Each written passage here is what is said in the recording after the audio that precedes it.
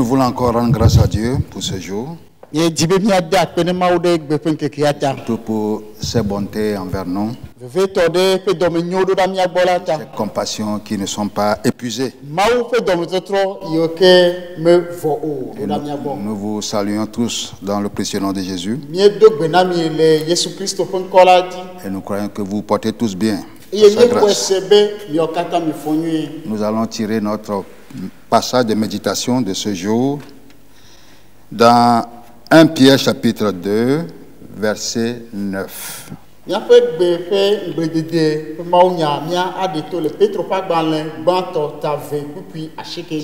afin de nous rappeler de notre appel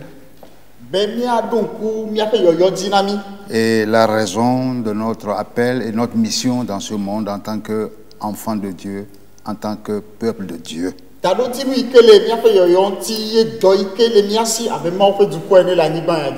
Et l'apôtre Paul a prié pour la plupart des églises en demandant que le Saint-Esprit illumine les yeux de leur cœur. Et nous avons besoin de cette illumination pour connaître la raison de notre appel. Pour que dans les mauvais jours, nous puissions persévérer et accomplir les desseins de celui qui nous a appelés.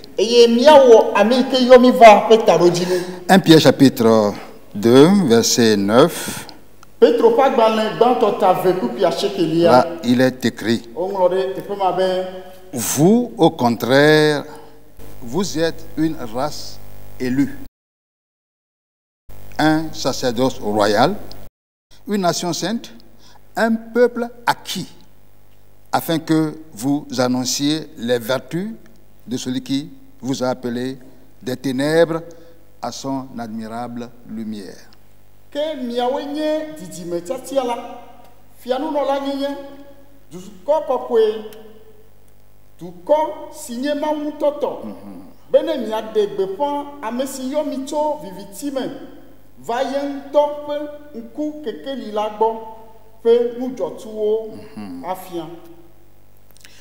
Nous devons être conscients de notre identité en tant qu'enfant de Dieu, en tant que peuple de Dieu.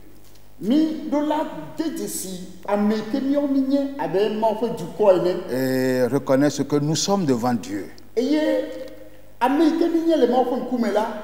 Pour apprendre à voir en quelque sorte avec les yeux de Dieu, si j'ose parler ainsi.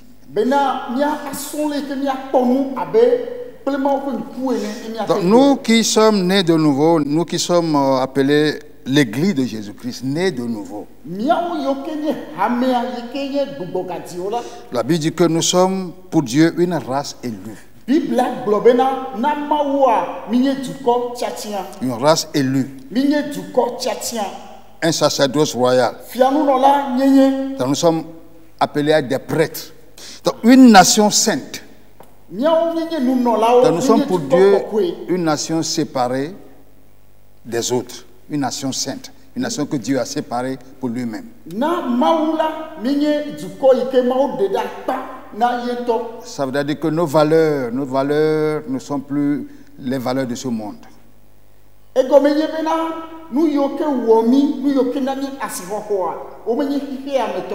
Mais il dit que nous sommes un peuple acquis. Un peuple qui appartient à Dieu. Un peuple sur qui le nom de Dieu est invoqué. Donc nous sommes la propriété de Dieu. La Bible dit que celui qui nous a aimés, parlant de Jésus-Christ, celui qui nous a aimés, qui nous a rachetés de nos péchés par son propre sang. C'est de là que vient notre élection. En acceptant Jésus-Christ, nous faisons partie de ceux qu'il a rachetés par son propre sang. Et il a fait de nous un royaume. Jésus est venu pour établir un royaume. Et nous sommes membres de son royaume maintenant. Pourquoi est-ce que Dieu fait de nous une race élue? C'est pour une mission, c'est pour un but. Nous avons un appel. Dans ce monde, nous sommes la race élue de Dieu. Le peuple qui appartient à Dieu. Le peuple appelé à être différent des autres. Pour quelle mission? Il dit c'est afin que nous annoncions les vertus de celui qui nous a appelés. Nous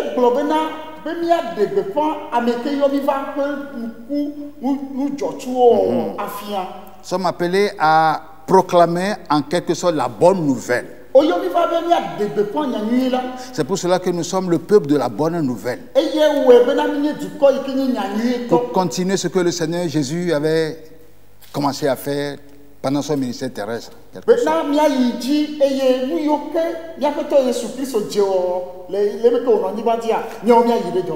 Lorsque le Seigneur Jésus a commencé son ministère terrestre, il avait fait cette déclaration: l'Esprit de l'Éternel est sur moi. Il m'a oint pour annoncer une bonne nouvelle aux pauvres, pour ouvrir les yeux aux aveugles, les yeux spirituels, pour guérir les cœurs brisés. Voyez-vous, c'est ça la bonne nouvelle. Et la bonne nouvelle est aujourd'hui centrée sur la mort et la résurrection de Jésus-Christ lui-même. Et c'est dans cette bonne nouvelle que réside la puissance pour transformer nos vies, pour transformer tout ce qui est tordu.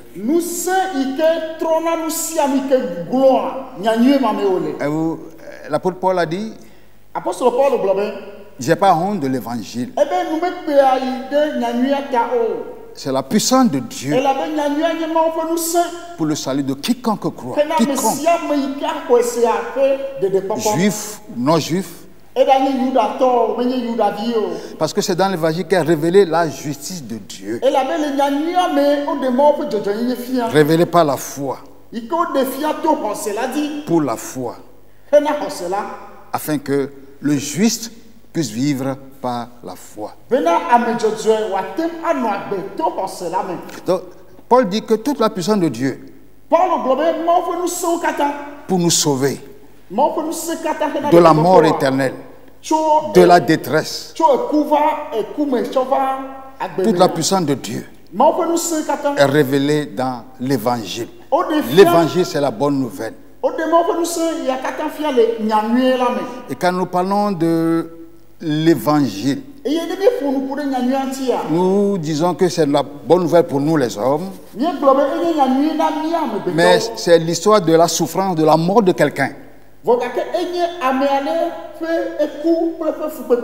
Nous devions souffrir, nous devions être condamnés pour nos péchés. Mais la Bible dit que lui qui n'a point péché, il a pris notre place. Il est mort pour nous. Il a versé son sang. Et par la foi en lui, quelque chose se passe sur le plan spirituel dans notre vie. Puisque l'homme est avant tout esprit. Lorsque nous acceptons la bonne nouvelle, que Christ est mort, il est ressuscité, et Dieu a fait de lui Seigneur, et qu'il vient régner dans nos cœurs, nous sommes sauvés pour ça, pour annoncer les vertus de celui qui nous a délivrés.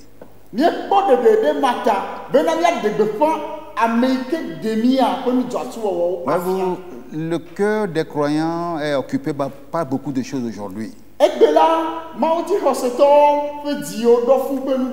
la bonne nouvelle n'a plus sa place. Et maman est devenue le Dieu que tout le monde poursuit en quelque sorte. Un coup pour thésauriser, pour amasser. Jésus nous a prévenus qu'il est impossible d'adorer Dieu et Mammon. Il est impossible. Parce que derrière l'argent, il y a une puissance. Ce n'est pas l'argent même qui est en cause. Et là, dès que nous commençons par l'aimer, pour en accumuler, il prend la place de Dieu dans notre cœur. Et quoi que nous fassions, cela va nous éloigner de notre mission sur terre. Nous ne pourrons plus accomplir notre mission. Or, la seule chose pour sauver les hommes, c'est ce que Jésus a accompli. Et ce que Jésus a accompli, nous sommes appelés à proclamer cela, à annoncer cela, à faire connaître cela. Parce que sans l'évangile, personne ne sera sauvé. Et la Bible dit que c'est en Christ que, après avoir écouté la parole de vérité qui est l'évangile,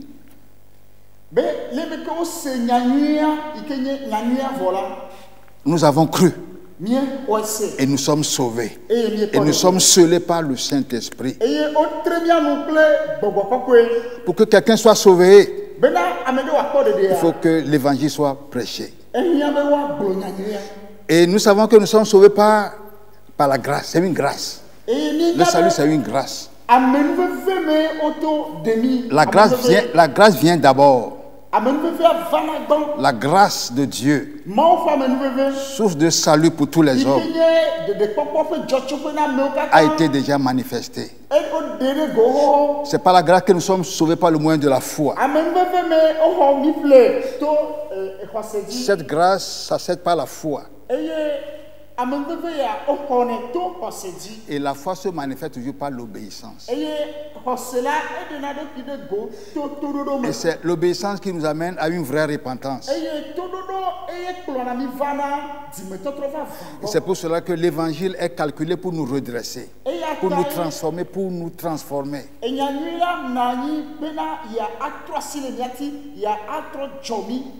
Sans une foi véritable, sans une obéissance à la parole de Dieu, il n'y a pas de transformation dans nos vies. Donc c'est en vain que nous disons que nous sommes le peuple de Dieu, les élus de Dieu. Si l'évangile transforme, nous qui sommes la race élue de Dieu, nous devons montrer au monde cette transformation dans notre vie.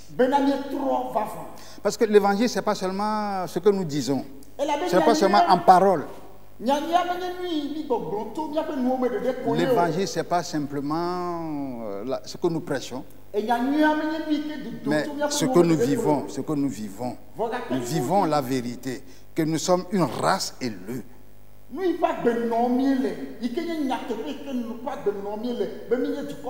Nous sommes un peuple acquis. Le peuple que Dieu a délivré des ténèbres pour amener à son admirable lumière. Nous ne pouvons pas être la race élue de Dieu et demeurer encore dans les ténèbres. Jésus dit, je suis la lumière du monde. Il dit, celui qui me suit ne marchera plus dans les ténèbres, mais il aura la lumière de la vie. En tant que race élue, nous sommes participants de la nature de Dieu. Les valeurs du ciel sont nos valeurs aujourd'hui.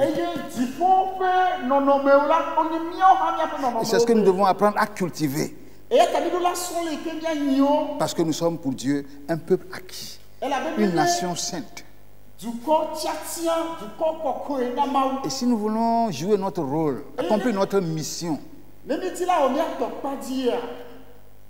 nous devons réaliser qui nous sommes et ce que Dieu attend de nous pour proclamer la bonne nouvelle, annoncer les vertus de celui qui nous a appelés des ténèbres. Nous étions tous dans les ténèbres. Tous, sans exception. Personne ne naît chrétien. C'est pour ça que nous parlons de la nouvelle naissance. Par la foi en Christ. En étant conscient de notre nouvelle identité. Une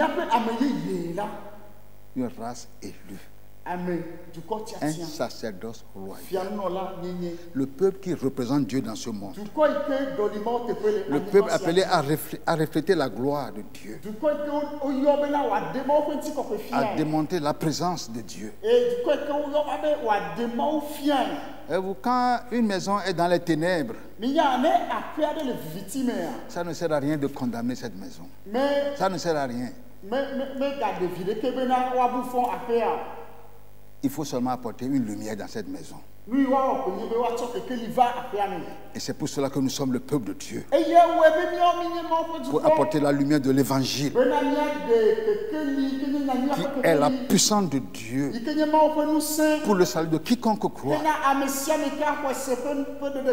Apporter l'évangile. C'est pourquoi Jésus a dit: allez, prêchez la bonne nouvelle à toute la création. Faites de toutes les nations des disciples. Il ne demande pas de créer des dénominations, de créer des églises avec des noms. Ça, Dieu accepte ça, mais ce n'est pas ça son but. Mais ce que Dieu veut, c'est que nous qui sommes sauvés par Christ, nous sachions qui nous sommes. Il n'y a qu'un seul Seigneur. L'église n'est pas, Dieu n'a pas divisé. Non, c'est une seule église. Un seul Seigneur, abreuvé d'un seul et même esprit. Pour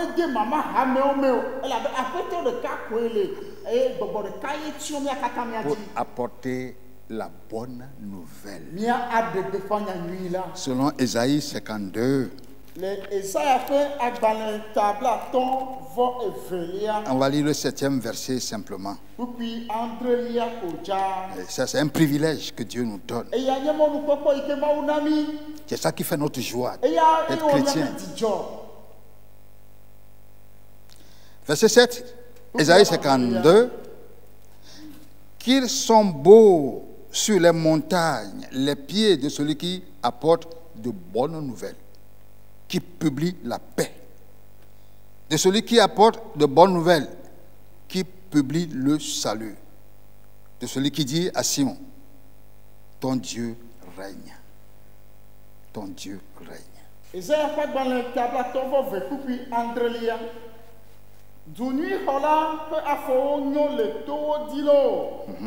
Eya amesi dia gbepan ntifafa eye otua gbenui dia gbepan oname eye ole gbogblom na Zion be wo mawu enye fia. Amen. Le monde traverse une certaine confusion. Nous savons que le terrain se prépare aussi pour l'avènement de l'Antéchrist.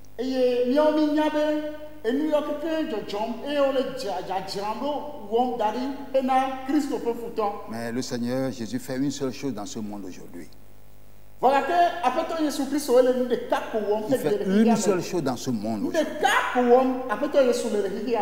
Il bâtit son église. Il bâtit son église. Et quand nous proclamons la bonne nouvelle,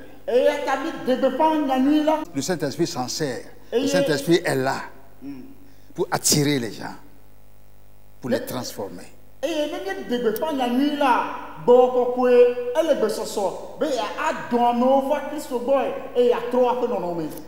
Ceux qui sont dans la misère,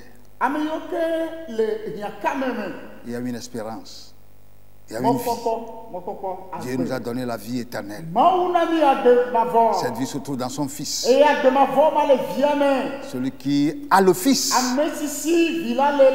a la vie. Et si tu as la vie de Jésus-Christ, tu as la vie qui a vaincu le monde. La vie qui a vaincu le monde. La vie qui a vaincu le péché. La vie qui a vaincu les maladies. La vie qui détruit les malédictions. Cette vie est en toi. Et quand nous apportons cette bonne nouvelle, la Bible dit qu'ils sont beaux sur les montagnes, les pieds de ceux qui annoncent la bonne nouvelle. Ceux qui publient la paix et qui déclarent votre Dieu règne. Aujourd'hui, nous pouvons proclamer que Jésus règne. La Bible dit que lui qui a pris nos péchés, qui est mort, Dieu l'a ramené d'entre les morts et l'a fait asseoir à sa droite. Et il lui a donné le nom au-dessus de tout nom. Afin que dans le nom de Jésus-Christ, tout genou fléchisse dans les cieux, sur la terre et sous la terre, et que toute langue confesse que Jésus est Seigneur. Nous pouvons proclamer que Jésus est Seigneur dans les cieux, sur la terre et sous la terre. Notre Dieu règne. Notre Dieu sauve. Notre Dieu délivre. Notre Dieu communique une nouvelle vie.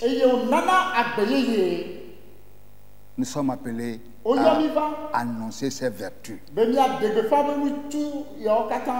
C'est pour cela que la Bible dit qu'ils sont beaux sur les montagnes, les pieds de ceux qui proclament une bonne nouvelle. Prenons conscience de notre identité. Reconnaissons notre mission dans ce monde en tant que peuple de Dieu, en tant que race élue.